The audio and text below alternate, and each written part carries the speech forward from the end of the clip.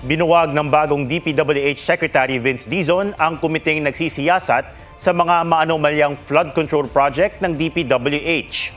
Bago yan, nakapag-imbestiga na ang Anti-Graft and Corrupt Practices Committee na binuo ng pinalitan niyang si Manuel Bunoan.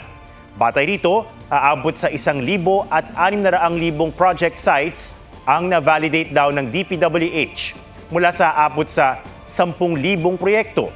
15 ang missing o hindi mahanap. Karamihan daw ay nasa 1st District ng Bulacan at nakakalat sa mga rehiyon ng Ilocos, Cagayan Valley at Central Luzon. Pati mga proyekto sa mga nakaraang administrasyon, sisilipin daw nila. Ang resulta ng investigasyon na ibibigay raw ng DPWH sa bubuing Independent Commission.